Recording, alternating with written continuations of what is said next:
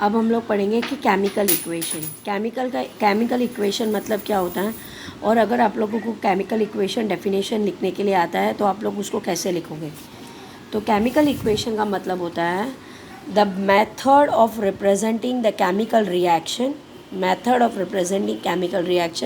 with the help of symbols, formula of substances is called chemical equation। Chemical equation का मतलब क्या होता है कि ऐसा मेथड जिसके अंदर हम लोग केमिकल रिएक्शन लिखते हैं, पर किस फॉर्म में लिखते हैं, केमिकल रिएक्शन लिखते हैं पर किस फॉर्म में लिखते हैं, केमिकल रिएक्शन को हम लोग सिंबल्स और फॉर्मूला के फॉर्म में लिखते हैं।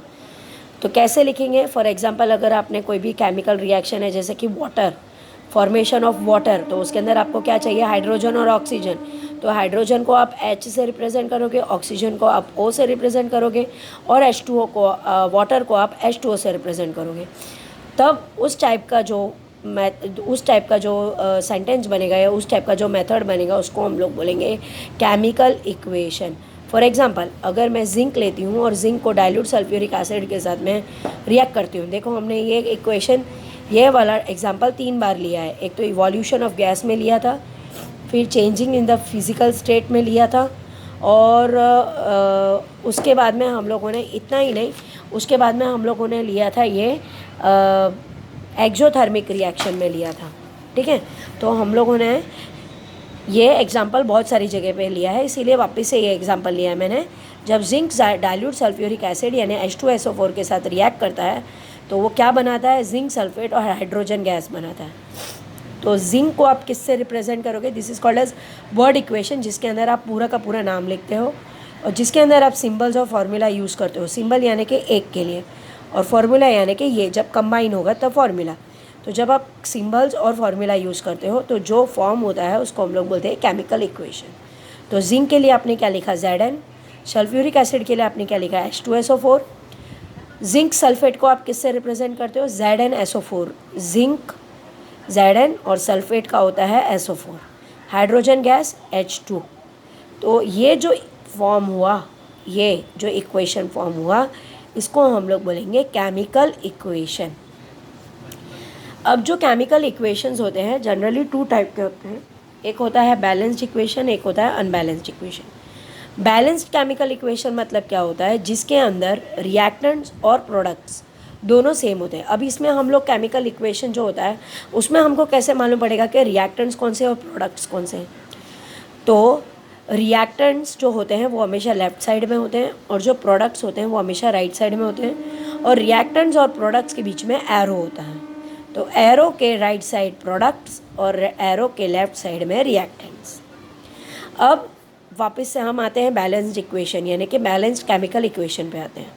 बैलेंस्ड केमिकल इक्वेशन वो केमिकल इक्वेशन होता है जिसके अंदर रिएक्टेंट्स के साइड जो एटम्स होंगे उतने ही एटम्स प्रोडक्ट के साइड भी होंगे। फॉर एग्जांपल अगर 2 हाइड्रोजन इधर है तो वो 2 हाइड्रोजन इधर होंगे, 4 ऑक्सीजन इधर है तो 4 ऑक्सीजन इधर होंगे, 1 जिंक इधर है तो 1 जिंक इधर होगा। For example you can see ZnH2SO4 यानी कि zinc plus dilute sulphuric acid, ये क्या बनाता है, जिंक सल्फेट और हाइड्रोजन गैस।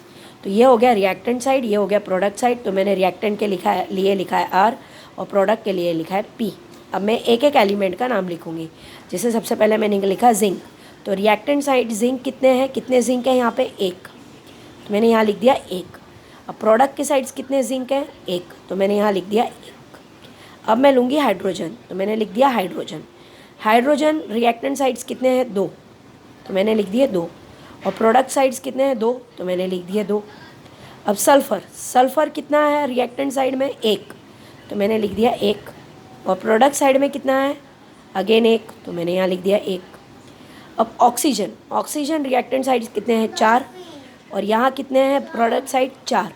तो अगर आप देखोगे रिएक्टेंट्स और प्रोडक्ट्स दोनों इक्वल हैं, तब इस टाइप के इक्वेशन को हम लोग बोलेंगे, इस इक्वेशन को हम लोग बोलेंगे chemically balanced equation. Unbalanced equation मतलब क्या होता है, फॉर एग्जांपल अगर आपने लिया hydrogen plus oxygen gives water, यानी कि जो पानी बनाने का जो मेथड होता है वो, हाइड्रोजन का एटम लिया, ऑक्सीजन का मॉलिक्यूल, हाइड्रोजन मॉलिक्यूल लिया, ऑक्सीजन का मॉलिक्यूल लिया, और आपको फाइनली क्या मिला, वाटर मॉलिक्यूल मिला। तो हाइड्रोजन यहाँ पे अगर this is reactant side and this is product side. अब आप पहले लिख दोगे R और P, रिएक्टेंट्स R और प्रोडक्ट P। अब पहले लिखोगे हाइड्रोजन, तो हाइड्रोजन रिएक्टेंट साइड्स कितने हैं 2 और प्रोडक्ट साइड कितने हैं 2, तो चलो ये तो बैलेंस है। ऑक्सीजन रिएक्टेंट साइड्स कितने हैं 2 पर प्रोडक्ट साइड कितने हैं 1, तो यहाँ पे और ये दोनों जब इन दोनों को कंपेयर करेंगे तो इम्बैलेंस क्रिएट हो रहा है। इसका मतलब ये जो रिएक्शन है this is chemically imbalanced reaction. और ये टाइप के जो अनबैलेंस्ड रिएक्शन होते हैं इनको हमको बैलेंस करना बहुत ज़रूरी है। क्यों बैलेंस करना ज़रूरी है? ताकि law of conservation of mass जो है, जो हमने 9th स्टैंडर्ड में पढ़ा था, वो जस्टिफाई हो सके। ठीक है, तो अब हम लोग स्टार्ट करेंगे balancing the chemical equation. Chemical को बैलेंसिंग द केमिकल इक्वेशन मतलब क्या होता है? What do you mean by balancing equation? The process in which the atoms are made equal on both the side. ऐसा प्रोसेस जिसके अंदर reactant sides और product sides के जो एटम्स है वो इक्वल कर देते हैं, उस पर्टिकुलर प्रोसेस को हम लोग बोलते हैं बैलेंसिंग द इक्वेशन। अब ये कैसे करते हैं चलो हम लोग देखते हैं। सबसे पहले हम लोग सबसे छोटा रिएक्शन लेंगे, that is example of water, formation of water. So let us start with the example of water.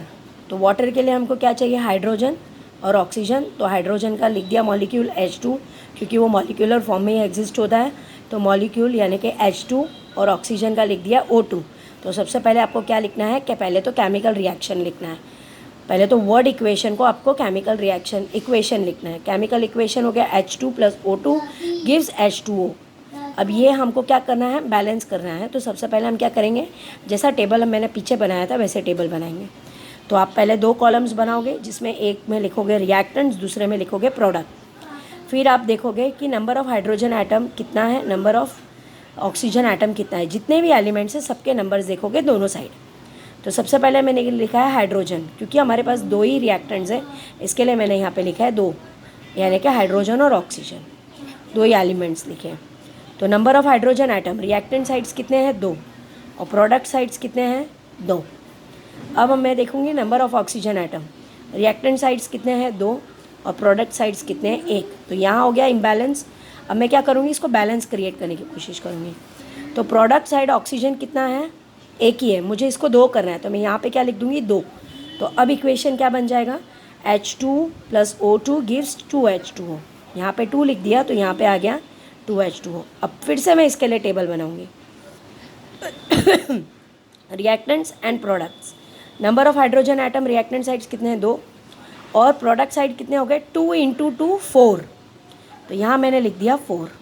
और ऑक्सीजन कितना है 2 और यहाँ पे ऑक्सीजन कितना है 2। ये जो 2 है ये दोनों के लिए कॉमन है, हाइड्रोजन के लिए भी ऑक्सीजन के लिए भी। तो यहाँ पे हो गया 2 यानी कि ऑक्सीजन हो गया 2। अब क्या हुआ, पहले ऑक्सीजन इम्बैलेंस था, अब हाइड्रोजन इम्बैलेंस हो गया। तो हमको क्या करना पड़ेगा, अब इस साइड हाइड्रोजन ज़्यादा है, इस साइड कम है, तो कम वाले को हम ज़्यादा कर सकते हैं। ठीक है, तो फिर से अब हम क्या करेंगे, 2 × 2 4 होता है, 2 × 2 = 4, तो मैं यहाँ पे क्या कर दूँगी 2 लिख दूँगी। तो अब इक्वेशन क्या बन जाएगा, 2H2 + O2 गिव्स 2H2O। अब रिएक्टेंट साइड्स और प्रोडक्ट साइड्स फिर से लिखो। Number of hydrogen atom, reactant sides कितने हैं 2 × 2 = 4, 4 हो गया। और प्रोडक्ट साइड्स कितने हैं 2 × 2 = 4, 4। ऑक्सीजन कितना है 2 और प्रोडक्ट साइड कितना है 2, दैट इज़ 2। तो ये जो इक्वेशन है, ये जो इक्वेशन है, this is a balanced equation and this is only how you are going to balance the other equations also. Now let us see some examples. हम लोग कुछ एग्जाम्पल्स देखते हैं। फॉर एग्जाम्पल, सबसे पहले है methane burns in the oxygen to form carbon dioxide and water. Methane किस में बर्न हो रहा है, ऑक्सीजन में। तो मीथेन + ऑक्सीजन, पहले तो आपको वर्ड इक्वेशन लिखना है, फिर वर्ड इक्वेशन को केमिकल इक्वेशन में कन्वर्ट करना है, फिर केमिकल इक्वेशन को बैलेंस करना है। ठीक है, तो अब हम क्या करेंगे, पहले तो वर्ड इक्वेशन लिखेंगे। तो मीथेन बर्न्स इन ऑक्सीजन, तो मीथेन + ऑक्सीजन टू फॉर्म क्या बन रहा है, कार्बन डाइऑक्साइड बन रहा है। तो प्रोडक्ट साइड में carbon dioxide and water + water. अब मीथेन का फॉर्मूला क्या होता है, CH4, तो मैंने लिख दिया CH4। ऑक्सीजन का होता है O2, एरो यानी कि प्रोडक्ट बन रहा है, केमिकल रिएक्शन हो रहा है, ये बता रहा है। कार्बन डाइऑक्साइड होता है CO2 और वाटर होता है H2O। तो ये बन गया मेरा केमिकल इक्वेशन। अब मैं इसको क्या करूँगी, स्टार्ट करूँगी बैलेंस करना। तो सबसे पहले मैं 2 कॉलम्स बना लूँ, रिएक्टेंट्स एंड प्रोडक्ट्स। ठीक है। और जितने भी एलिमेंट्स हैं वो सारे हम लाइन में लिखेंगे। तो सबसे पहले क्या है सी, वो लिख दिया, फिर क्या है एच, वो लिख दिया, फिर क्या है ओ, तो वो हमने लिख दिया। और कोई इसके अलावा एलिमेंट्स नहीं है, ठीक है। अब सी देखेंगे, सी रिएक्टेंट साइड कितना है एक, और प्रोडक्ट साइड कितना है एक, इधर है नहीं तो एक एक हो गया। हाइड्रोजन एटम रिएक्टेंट साइड्स कितने हैं चार, यहाँ पे चार दिए, और हाइड्रोजन एटम्स इस साइड कितने हैं दो, तो यहाँ पे मैंने लिख दिया दो। ऑक्सीजन एटम रिएक्टेंट साइड्स कितना है दो, और ऑक्सीजन एटम प्रोडक्ट साइड कितना है दो इधर और एक इधर, यानी कि तीन, तो मैंने यहाँ लिख दिया तीन। अब मैं क्या करूँगी, हाइड्रोजन से स्टार्ट करूँगी बैलेंस करना, ठीक है। तो हाइड्रोजन एटम चार इधर है दो इधर है, तो मैं दो का चार यहाँ पे कर सकती हूँ मल्टीप्लाई बाय टू, तो मैं यहाँ लिख दूँगी टू, तो ये हो जाएगा 2H2, तो ये बन गया CH4 plus O2 gives CO2 plus 2H2O। अब इसका फिर से आप चेक करो रिएक्टेंट्स एंड प्रोडक्ट्स। सी कितना है एक इधर एक इधर, हाइड्रोजन कितना है चार इधर और चार इधर, और ऑक्सीजन कितना है दो इधर दो इधर, और यहाँ पे कितना है 2O, तो 2 + 2 कितना हो गया 4, तो ये हो गया 4। अब ऑक्सीजन 4 इस साइड है और 2 इस साइड है, तो मैं 2 को 4 कर सकती हूँ, दैट इज़ 2 × 2। तो अब मैं कैसे करूँगी, यहाँ पे 2 मल्टीप्लाई कर दूँगी, ठीक है। तो ये हो जाएगा 2O2, तो यहाँ पे हो जाएगा CH4 2O2 give CO2 plus 2H2O। तो अब फिर से टेबल बनाओ, RP यानी कि रिएक्टेंट्स और प्रोडक्ट। सी कितना है एक इधर, हाइड्रोजन कितना है चार इधर और 2 × 2 4 इधर, ऑक्सीजन कितना है 2 × 2 4 इधर और 2 + 2 4 इधर। तो ये हो गया बैलेंस्ड इक्वेशन, समझ में आया। दूसरा अगर हम लोग देखेंगे रिएक्शन, तो दूसरा रिएक्शन है on adding an aqueous solution of sodium hydroxide two aqueous solution of copper sulphate. हम लोग क्या कर रहे हैं, सोडियम हाइड्रोक्साइड को कॉपर सल्फेट के अंदर मिक्स कर रहे हैं। क्या फॉर्म हो रहा है, copper hydroxide is precipitated and sodium sulphate remains in solution. क्या फॉर्म हो रहा है, कॉपर हाइड्रोक्साइड फॉर्म हो रहा है, और क्या फॉर्म हो रहा है sulphur sulphate form, sodium sulphate form हो रहा है। तो क्या रिएक्ट हो रहा था सबसे पहले, sodium hydroxide and copper sulphate, तो आपने लिख दिया copper sulphate plus sodium hydroxide, word equation बना रहे, गिव्स क्या बन रहा है, copper hydroxide plus sodium sulphate. अब ये सबको फॉर्मूला में कन्वर्ट करेंगे, तो अब लिखेंगे केमिकल इक्वेशन। तो इसका क्या हो जाएगा, CuSO4 यानी कि Cu कॉपर सल्फेट SO4, तो CuSO4 सोडियम Na और हाइड्रोक्साइड यानी कि OH हाइड्रोक्सिल ग्रुप है, तो CuSO4 प्लस NOH ये सब रिएक्टेंट्स है। रिएक्शन होगा, क्या फॉर्म होगा, कॉपर हाइड्रोक्साइड, यहाँ पे आ जाएगा CuOH ट्वाइस। OH ट्वाइस क्यों है, 2 क्यों है यहाँ पे, क्योंकि इसका जो वैलेंसी होता है वो 1 होता है और कॉपर का वैलेंसी 2 होता है। तो कॉपर की वैलेंसी पूरी करने के लिए, उसको बैलेंस करने के लिए हमको 2 हाइड्रोक्सिल ग्रुप चाहिए, तो Cu के साथ 2 OH ग्रुप कंबाइन होंगे, इसके लिए CuOH ट्वाइस। वैसे ही सोडियम का हो गया Na और सल्फेट का हो गया SO4। सल्फेट का भी चार्ज होता है -2, इसके लिए हम लोगों को यहाँ पे कितने सोडियम आइटम लगाने पड़ेंगे, 2।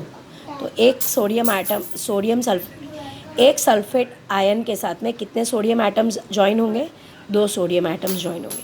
अब इसका हम लोग क्या करेंगे, फिर से एक टेबल बनाएंगे, रिएक्टेंट्स एंड प्रोडक्ट। अब कौन से हमारे पास एलिमेंट्स है, सबसे पहले कॉपर है, कॉपर लिख दिया, फिर सल्फर है, सल्फर लिख दिया, फिर ऑक्सीजन है, ऑक्सीजन लिख दिया, फिर Na यानी कि सोडियम है, सोडियम लिख दिया, और फिर ऑक्सीजन तो ऑलरेडी हमने लिखा है, और फिर क्या है हाइड्रोजन, तो हम लोग ने दिया हाइड्रोजन।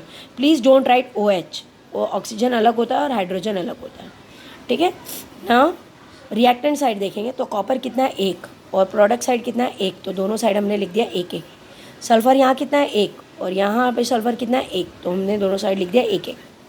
अब ऑक्सीजन यहाँ पे कितना है 4 + 1 5, और यहाँ पे कितना है 2, ये ब्रैकेट में है ना, तो इसके लिए भी 2 आता है, 2 और यहाँ पे कितना है 4, तो ये हो गया 6। तो ऑक्सीजन 1 यहाँ 5 है और यहाँ 6 है, इसके लिए दिया 5 और 6। अब सोडियम यहाँ पे कितना है 1 और यहाँ पे सोडियम कितना है 2, यहाँ पे हाइड्रोजन कितना है 1 और यहाँ पे हाइड्रोजन कितना है 2, तो वो हमने लिख दिया। अब हम सबसे पहले स्टार्ट करेंगे सोडियम से, ठीक है। सोडियम इस साइड में 2 है तो इस साइड में 2 कर सकते हैं हम मल्टीप्लाइंग बाई 2, तो यहाँ पे आ जाएगा 2NaOH, तो ये बन जाएगा CuSO4 plus 2NaOH gives CuOH twice as it is and Na2SO4। अब इसके लिए फिर से हम टेबल बनाएंगे, तो टेबल में क्या बन जाएगा, रिएक्शन एंड प्रोडक्ट्स, कॉपर क्या है, दोनों एक एक, ऑक्सीजन। अब यहाँ पे देखिए ऑक्सीजन के लिए क्या हुआ है, ये रिएक्शन में यहाँ पे ऑक्सीजन कितने हैं 4 और यहाँ पे हो गए 2, तो ये हो गए 6, और यहाँ पे ऑक्सीजन देखो 2 और 4 6, तो यहाँ पे क्या हुआ, ऑक्सीजन हो गया बैलेंस। सोडियम यहाँ पे है 2 और यहाँ पे भी है 2, तो सोडियम भी यहाँ हो गया बैलेंस 2।